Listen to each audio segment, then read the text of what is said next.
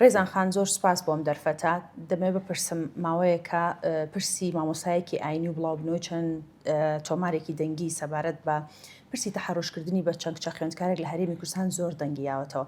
جا بابەتەکە لە ئەوەیە کە ئێمە دەپرسین ئایا کچان لە هەرێمی کوردستان پێویستە پاڵپشتی چیان هەبێ، پاڵپشتی یاسایی یاخود کۆمەڵایەتیان هەبێ بۆی چیتر وەکو قوربانی لە دۆسیەکان مامەڵایان لەگەڵ نەکرێت.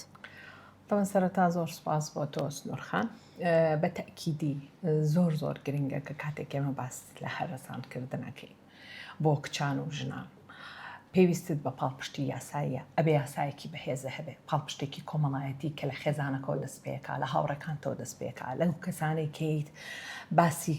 ئەو گێچەڵەی بۆ ئەکەی گوێت لێ ئەگرێ بڕوای پێت هەیە. ئەم بڕوابوونا ئەبێ ببێتە نەریتێک کە ژنان هەمیشە ڕاستیەکان ئەڵێن، واتە کە من واقعەکەم بەسەریە ئەگەر سێقەم بەبن نەزانم بەرامبەرەکەم سێقەم پێ ئەکا، چونکە بێجگەلەوەی کە تۆ خۆت چەندێ سێقە و دروست کردبێ چەندێک کارە کردوێ، بەڵام بەرامبەرەکە مهمە. هەمیشە ئەو ڕوئیایی نەبێ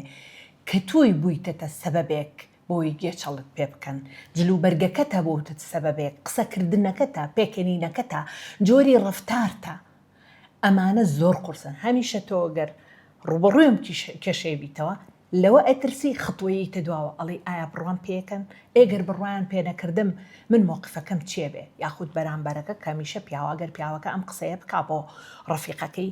بڕوا بکە. زۆربەی زۆری پیاوان سێقەیان بەیەکە لەم قسەکردە پاڵپشتی یەکەکەن، بەڵام هەتا ئێستا ئەگەر ژنێکە چێتە لای پیاوێک باسی پیاوێکەکە ئەو پاڵپشتینە، لەبەرەوە تۆ پێویستت هەموو بەم پاڵپشتیانە،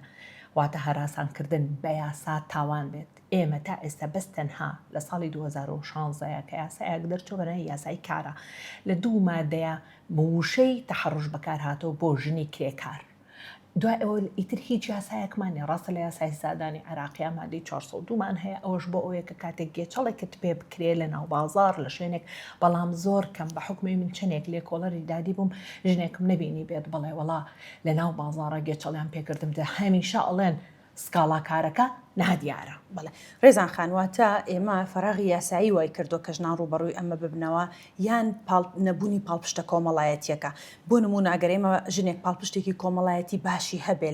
لە خێزانەکە پاڵپشتی هەبێت بۆ نمونە، ئەتوانێت هیچ مادەیەکی یاسایی هەیە ئەگەر لە توشبوونی بە دۆسیێکی وا ڕوبەڕووبوونەوەی لەگەڵ حاڵەتێکی وا بچێتە بەردەم دادوەر و داوای حەق و یاسا و مافی وەکوتم مادەی هاوشێوە ئەتوانێت ئەو کاتە دادوەر هاوشێوەی ئەو مادەی بۆ بەکاربێنێ، واتە بیگونجێنێ لەگەڵ مادەیەکی ترە، بەڵام تەنها بە هەراسانکردن تمە و مادەی بۆ دانرێ. بەڵام کە تۆ لە کاتێکە ئەگەر خێزان ئەو پاڵپشتێ گەورەی کردی کە تۆ ئەچیتە لای دادگاش و لە لای دادوەریش بەڕاستی بەهێزەوە تەعاملەکەی خێزانەکە و ئەبنە شاهید لەگەڵ تا، چونکە هەر تاوانێکە ڕۆیە پێویستی بە شاهیدە. شاهیدی ژاوەیە بە چاوی خۆی بینی وێتی شایەتەکان، یاخود ئەوەیە لە دەمی خۆتەوە بیستوێتی بەس بە واقعی کە ئەیگەڕیتەوە. لەبەرەوە ئەمانە بۆ خۆی گرنگیکی زۆری هەیە لە ناو دادگایە. ڕێزان خان شتێکی گرنگی شارە پێ کرد لە چەند ڕۆژی ڕابردووش مناقەشەیەکمان کرد باس لەوە کرد کە تەحەڕش لە هەموو سێکتەرەکان هەیە. بەڕاستی پرسی هەراسانکردنی ژنان لە هەموو ناوەندەکان باورت هەیە باڵایە؟ پێش 3 ساڵ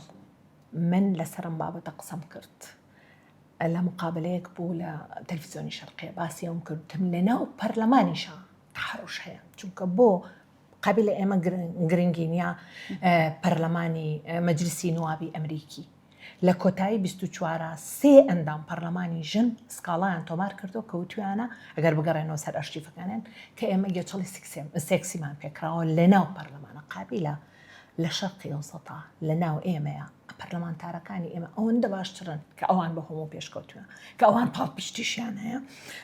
لەبەر ئەوە ئەمە بۆ خۆی گرنگیەکی زۆرە کە ئەم بابەتە کە ناوی تەحەڕشە بزانی لە هەموو جێگاکان لە ماڵەوە دەست پێەکە هەتا بەرزترین پاڵا و بەرزترین پۆست و بەرزترین جێگا لە هەرێمی کوردستانە، یعنی تەنیا ناوەندەکانی خوێندنەوە ناوەندی بڕیار و سیاسی ئەوانە شاتوانە پێچەوانەوە.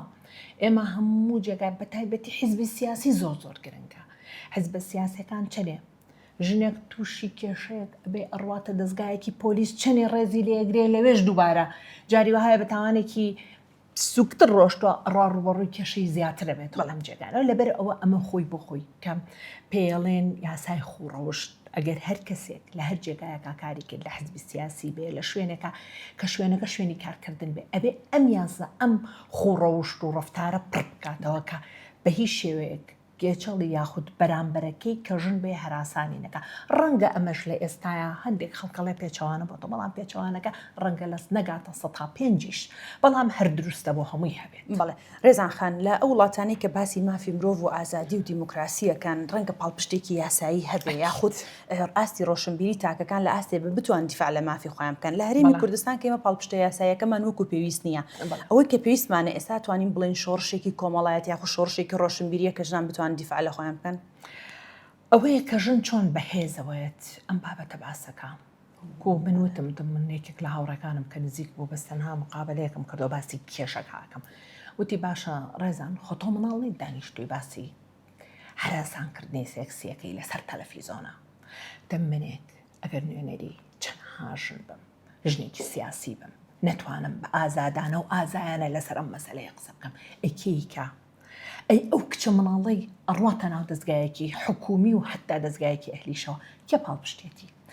لەبەر ئەوە ئەمە ئەو شۆڕشەیان کە ژنانی بەتوانە ژنانێک کە قەنەعەتیان بەخۆیان بێ ژنانێک لە ڕێکخراوی مەدەنیا کارەکە ئەندامی مەکتەبی سیاسی حیزبێکە سەرکردایەتیە لەناو پێگەیەکی کۆمەڵایەتیایە لەناو خێزانەکەی خۆیایە بەرەو ڕووی ئەبێتەوە داوا ئەکا پاڵپشتی لە باوکی و دایکی و کەس و کارەکەی ئەکا نەک ئەوەی ئەوەندە بە قێزەوەنی سیرکەن کوشتن چاوەڕوانی بێ لە بەروی واقعێکی باس کردو لەبەرەوە ئەمە گرنگە تۆ کە باست کرد قسەت لەسەر کرد بێدەنگیت لێ نەکرد ئێستاش ئەگەر سیرکەی لەسەر ئەم قەزەیە کە لە هەرێمی کوردستانان ڕوویاوە بەڕاستی بە پێی خۆی بێدەنگی هەیە قسەی لەسەر بۆ ڕێزان خان بۆم بێدەنگی لەبەر ئەو کەسانن کە تا ئێستا ئەمە بە شەرم دانێن ئەبێ قسەی لەسەر نەکەی ئەبێ باسی نەکەی ئەمانە بابەتێک نییە تۆی ژن لەسەر مەسەلەی پێی بڵێ هەراسان مەکە واتە مافی یاوە بە بەرامبەرەکەی یعنی هەر خۆی مافی بە پیا واوە کە ئەمە بلای ئاسایی بێ لەبەرەوە بێ ئەمە دووبارە ئەو زەنگە لێنەوە کە ئاسایی نییە بۆ تۆی پیاو بۆ بەرامبەرەکەت و ئاسایی نییە بۆ تۆی ژنی هاوڕێشم کە بڕوان پێ بنەکەی ئێستا لە دنیاە کە تۆ باسی دنیای پێشکەوتوەکە هەمیشە کە ژنێکە ڕاست کاڵاکە ئەو وای ئەبینێ یعنی لێ کۆڵینەوەکە بەرەوە کە ئەزانێ ئەمە زەحیەیە کە هاتۆتە بەردەمی ئەبێ ئیشکا لەسەر ئەوەی کەتا واقعەکەی بۆ بسەلمێنێ بەڵام لێرە نەخێر تۆ ئەگەر من تاوانەکەشم بەرامبەر کراوم بەڵام تۆمەتبارم هەمیشە وا بینرێ کە نەخێر من واقعێک ئەهێنم باسی لێ یەکەم بەرامبەرەکان دووبارە یەکەمەوە بە شکڵ و بە شێوە و هەمووی تەعاملم لەگەڵا ئاکات. بەڵێ ڕێزان خان ئەگەر ئەم دۆسیەیە نەک هەر ئەم دۆسیە دیاری کراوە ساغ ببێتەوە بسەلمێنرێ لە یاسا یەکلا ببێتەوە سزای چی پێویستە و کەسانە بدرێ بە تایبەتی کە تۆ مەسەلەن ناوت لە خۆت نا ڕێبەرێکی دینی ڕێبەرێکی کۆمەڵایەتی ڕێبەرێکی خێزانی بێ لەوانەیە یعنی ئەمە ئەرکو بەرپرسیارەتێکە زۆر قورسترەکە ڕەنگە لە ڕووی یاساییشەوە مادەکانی جیاواز بێ خۆی بە شێوە ئاسایەکەی ناو کۆمەڵگاکەی ئێمە من وەکو خۆ منە بەڵام بە شێوە ئاسایەکەی نای کۆمەڵگاکەی ئەگەر مامۆستایەکی ئاینی دانرابێ و مامۆستایەکی زانکۆ دانرابێ من کچەکەی خۆم لە ناوم کۆمەڵگایە برم ئەوەی کە لە لام ئەمانە لە لای داینێم بۆ نمونە من سیناریۆیەک دروستەکەم لە لای مامۆستا ئاینەکە داهێنێم چونکە ئەڵێم ئەمە کەسێکی لە خواترسە بڕوای بە دین و ئینسانیەت و مرۆڤایەتیە بچکە ئەو دینەی ئێمە وامان پێڵێ کەسانی ڕاستگۆ بین تەنها ئەوە نییە کە تۆ نوێژت کرد و دەستنوێژە کرد و چوویتە سەربار ماڵەکە ئەوەیە کە چەند بەڕاستگۆیانە ئەو قسەیە لەگەڵ خواکەی خۆتەکەی چەند دەستپاکی چەند داوێن پاکی ئەمەی کە لە کۆمەلگای هەمیشەونە بە ئێمە ئەڵەن ژنانە بێ داوێن پاک بن و ژنان ئەبێ ئاوا بن وەڵڵاهی ئێمە هەموو ئەمانەوەیان کردو بەڵام مامۆستایانی ئاینی سەد ئەوە لەبەر ئەوە اینجا خاڵتەن ئەگەر تۆ لە ناو زانکۆیەکی شاوی ینی بهێنە پێشچاوی خۆت مناڵەکانی ئێمە با بڕۆحێکەوەی نێری کە زانکۆ بۆی خوێندن تاوەکە هەر چەنە لە وڵاتەیە کە مستەقبەلیشیانە بەڵام بیبیتەوە دوایەوە کە تەخەڕوجەکە خوێندنەکەی تەعین نابێ و هەراسان کرابێ هەراسانی سێکسیشی بەرامبەر کرابێ ڕەنگە بێجگە لە هەراسانی سێکسێکە ڕەنگە کاری سێکسیشی لەگەڵ کرابێ کەواتە یعنی ئەمە دایک و باوک چ مۆقفێکیانە لەبەر هەموو ئەو دایک و باوکانی کە ئێستا لێرەیان لە مناڵی یەکی سەرەتاییەوە بیر بکەنەوە مناڵەکانی سەرەتاییش ڕوبەڕووی کێشا بنەوە ناوەندی ڕوبەڕووی کێشا بێتەوە لە پەیمانگاکانە ڕوبەڕووی کێشا بێتەوە ئەی خیتە دائیرەیەکەوە لەبەرەوە هەمیشە هێز بە بەخۆت کە مناڵەکەت ڕازگۆ بێ لەگەڵ خۆتا بۆی بتوانێ واقعەکانە پێ بڵێەوە تۆش دوایی پاڵپشتی بی و بە تایبەتی ژنان ئەمە ئەو شۆڕشەیە ڕێکخراوەکانی کۆمەلگەی مەدەنی بە دەنگی بەرز دایکان بە دەنگی بەرزتر لە ماڵەکەی خۆیانەوە کە کچەکانیان و جگەرگۆشەکانیان بپارێزن. دو قسەت ڕێزان خان